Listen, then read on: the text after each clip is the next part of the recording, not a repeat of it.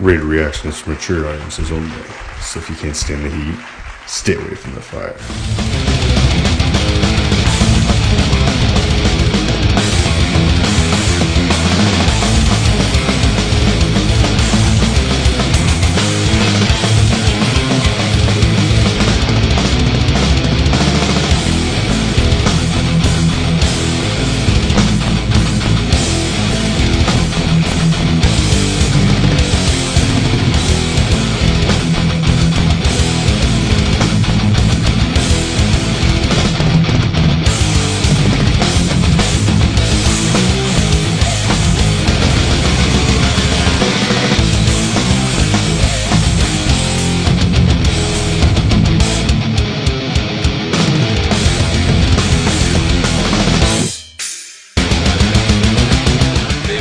Me, what are we doing here? Las Vegas Raiders, knees, head, huh? What are we doing? We're winning games, man. 2-0.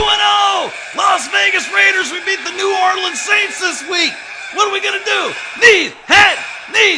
We're going to make a TikTok. Knock on wood if you're with me.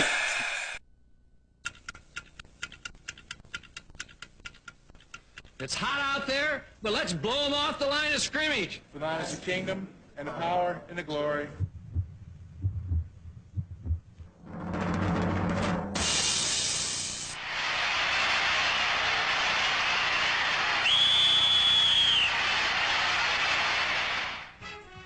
There's no fan like a Raider fan. They love their team and they never forget a loss. Into this milieu come the New England Patriots, who have the unenviable task of beating Oakland for the second time in 1 year. But this is the playoffs, and for the Oakland team to a man, this is the start of a new season. The only games that mean a thing. For New England, it's a first visit to the playoffs since the merger, against the Raiders' record of 6 times in the past 7 years.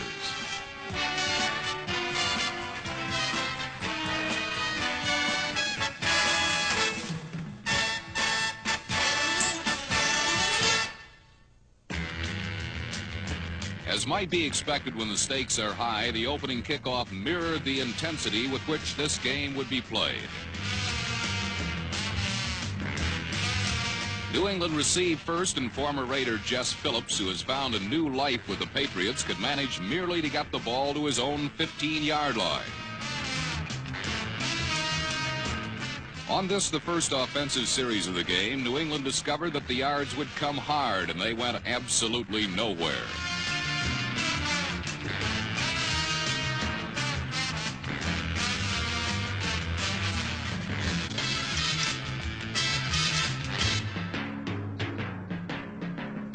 But the next time they had possession, they traveled fast and far.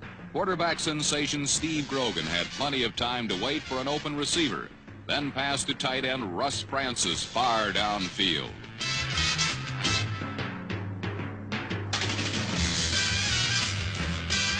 Francis' one-handed catch brought the Patriots all the way to the Oakland 27. It was a gain of 40 yards and a great individual effort by the multi-talented tight end, who has been injured the past several games.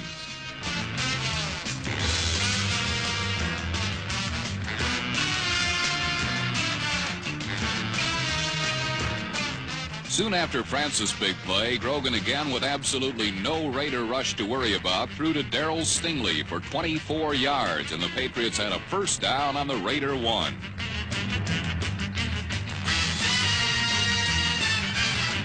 On the very next play, Andy Johnson followed Sam Cunningham into the end zone for a touchdown and the first score of the playoffs.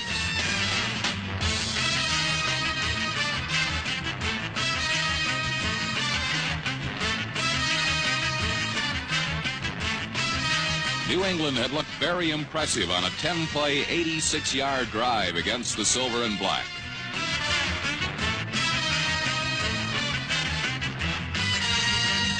But predictably, on the next series, the Raiders and Kenny Stabler came roaring back.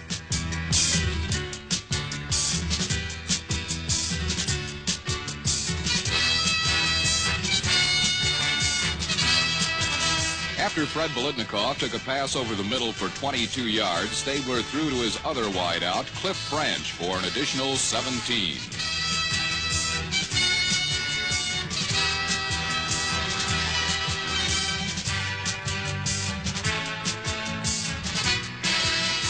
Then from the New England 23, Stabler went for 6 points with a pass to Bolitnikoff in the end zone. But number 34, Prentice McRae, nearly intercepted. Oakland was forced to settle for 3 points, and with David Humm holding, Errol Mann booted a 40-yard field goal to bring the score to 7-3.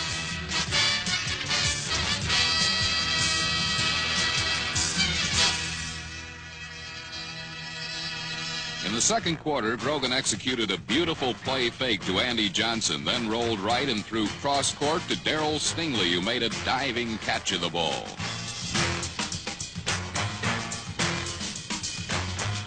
This one play is significant, for it not only shows the skills of Steve Grogan at their best, but it was the only offense generated by either team for most of the second period. Both New England and Oakland had made mistakes on offense, and their respective defenses missed opportunities like this chance to go all the way by number 39, linebacker Willie Hall.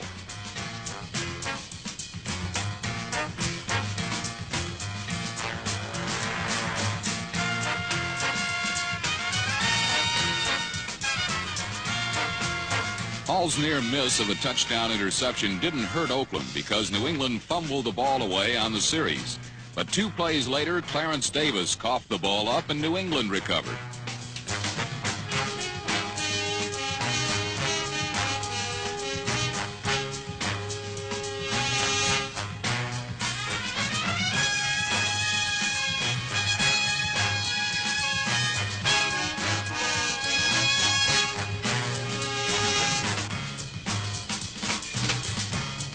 Here the Patriots put together the first decent drive of the second quarter, spearheaded mainly by the running of Steve Grogan. But it ended on this trick play, a reverse to Russ Francis.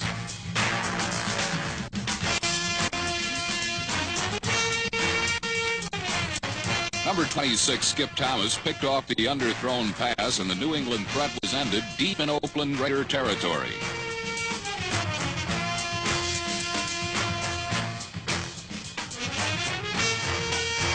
The interception seemed to give the Raider attack the impetus it needed, for Stabler began hitting again and moved the team downfield on a passing flurry. I saw him complete 3 short passes that brought the ball to the New England 31.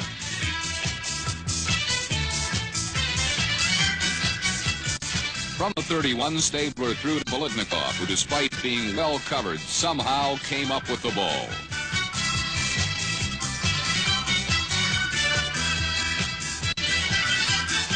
Another look at the superb play by the 12-year veteran receiver shows number 24, cornerback Bob Howard, was guilty of interference, but Bolitnikoff pulled it off in spite of it.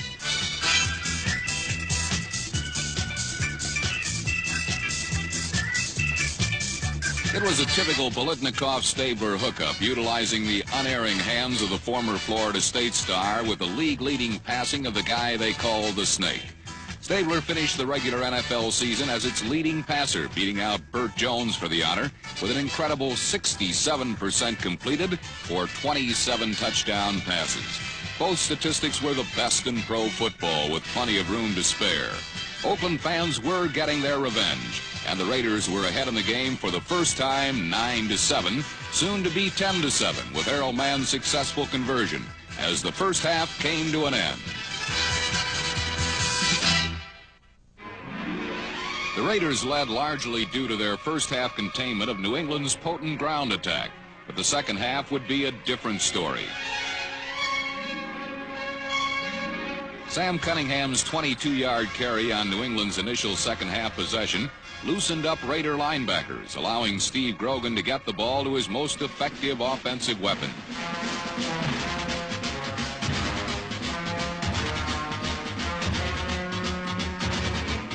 The awesome figure of Russ Francis continued to plague the Raiders' secondary. With Stingley and Bataha well covered, Grogan could find no other outlet on passing downs, but apparently he didn't need one.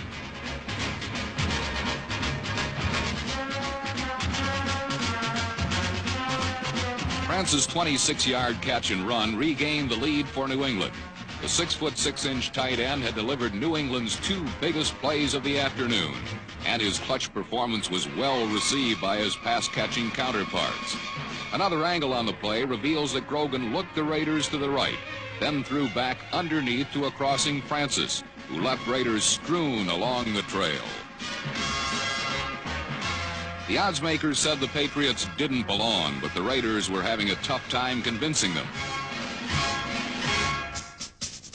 New England's quick score stunned the proud Raider defense, and on the Patriots' next offensive possession, the Silver and Black stood determined to put an abrupt halt to this nonsense. But playing with the poise of a 10-year veteran, Steve Grogan continued to keep the Raiders off balance.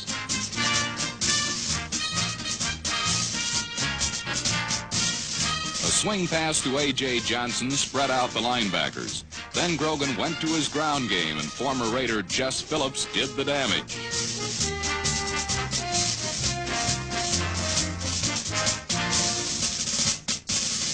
Filling in for Johnson, Phillips picked up the 9 most crucial yards on this Patriot drive, the last 9, as New England powered in for the score. Indeed, Chuck Fairbanks' squad had silenced the oddsmakers, for during period 3, they owned the scrimmage line, set the tempo of the game, and dominated all phases of play. And a loyal contingent of Patriot wives and friends sensed a big upset in the making. But no man in football is better at spoiling an opponent's fun than Kenny Stabler. Shut out for most of period 3, Stabler now faced an uphill struggle. The upstart Patriots were threatening to run away with this playoff game, so the Raiders went back to what they do best.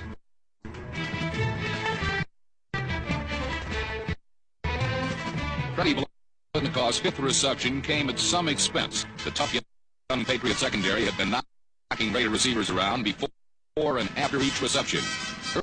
Early in period 4, fullback Mark Van Egan met with a similar fate. But Oakland's receivers all hold advanced degrees from the School of Hard Knocks. New England beat on Raider receivers, but sure-handed veterans like Fred Biletnikoff rarely dropped the football.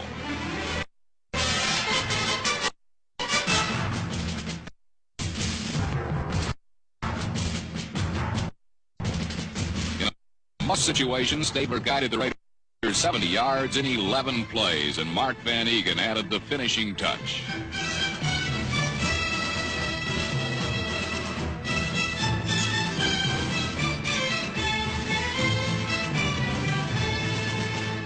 Though dormant through most of period 3, the Raider offense executed when it had to, with a well-balanced chemistry of Ken Stabler and Fred Biletnikoff as its driving force.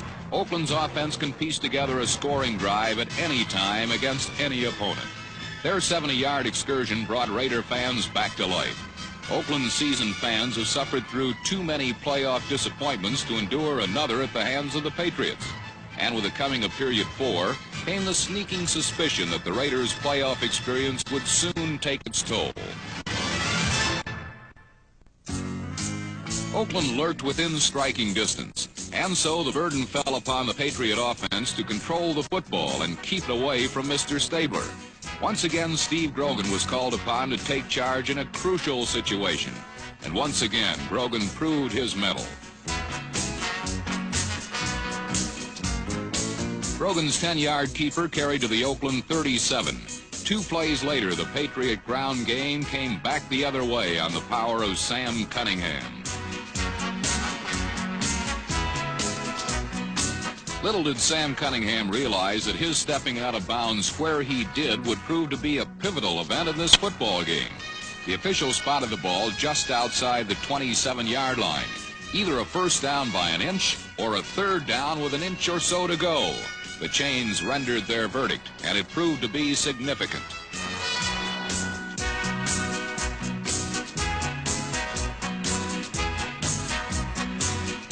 The Oakland Raiders didn't win 13 regular season games making mistakes, nor for that matter did the New England Patriots. But something about the do-or-die pressure of playoff football separates the great teams from the mere good ones. The Raider defense dug in, prepared for the moment of truth. The Patriot offense did the same, but that moment of truth never arrived.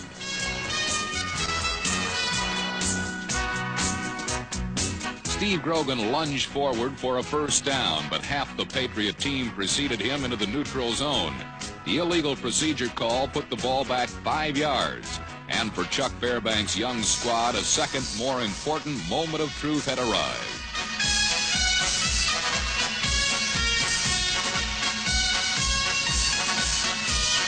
On a controversial play, Raider linebacker Phil Villapiano stripped tight end Russ Francis of the football. Francis and Grogan argued long and loud that Villapiano had interfered with him before he had an opportunity to make the catch. Television replays indeed showed contact had taken place between the two. But as is normally the case when irate football players challenge the authority of officials, the Patriots' vented frustration went for naught. New England's almost flawless performance seemed to be deteriorating as period 4 wore on. But the controversy over this play obscured the significance of the event that followed. Leading by 4 with the ball at Oakland's 32, Coach Chuck Fairbanks sent the field goal unit onto the field.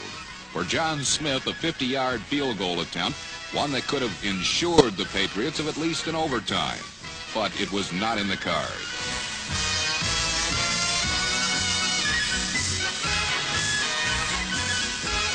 John Smith's attempt would fall just short.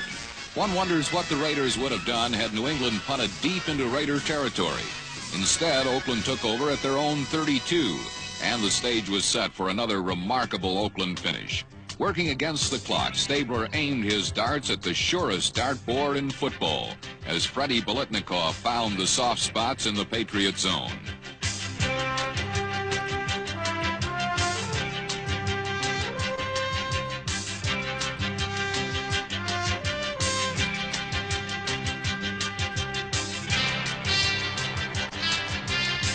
But Oakland's seemingly impregnable pass pocket couldn't have picked a worse time to spring a leak.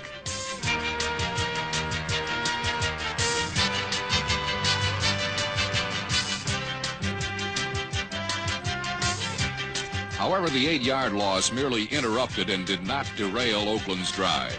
New England's loyal following sensed that the master of miracles had pulled his last rabbit out of his hat.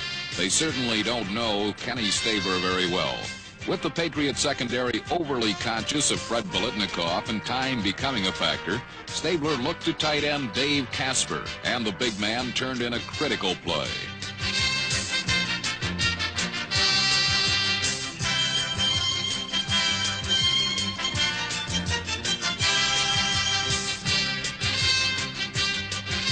Dave Casper powered to the New England 27. Stabler was maneuvering the Raiders toward the Patriot end zone. But time was not on his side, nor were the field and down situation ideal. On third down, Stabler went for it all, and though his pass would fall incomplete, it would be the biggest incompletion of Oakland's season.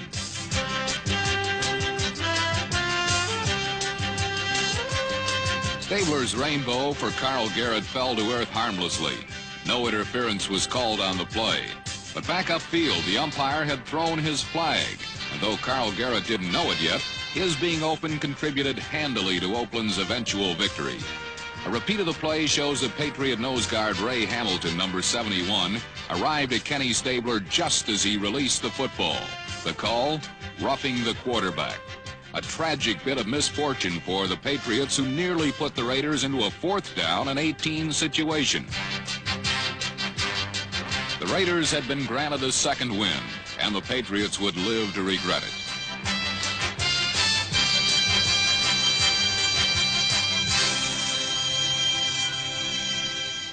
Moments ago, Ken Stabler's chances of getting to Super Bowl 11 seemed remote. Now Stabler moved the Raiders in for the kill. Dave Casper's big catch carried to the Patriot 8-yard line. It seemed almost a foregone conclusion that Oakland would score the winning touchdown.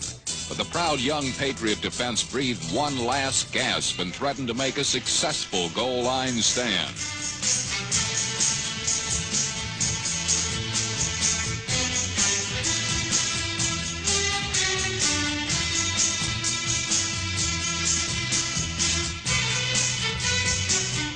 But good fortune had smiled on the Patriots long enough, and Chuck Fairbanks sensed his defensive team would need a miracle of a higher magnitude to stop the unfolding of the inevitable.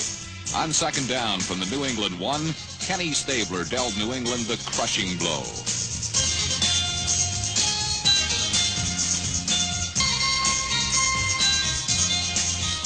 Ken Stabler and the Oakland Raiders specialize in come-from-behind last-second wins. The Snake once again had slithered into the victory column with a superb clutch performance, one of the gutsiest in modern football history. The New England Patriots played exceptionally well against the veteran Oakland club, and an emotionally spent sideline could only watch in agonizing silence as Oakland celebrated its last-minute triumph. New England's sole consolation is the knowledge that they can play even up with one of pro football's finest teams. But in the end, their playoff inexperience caught up with them.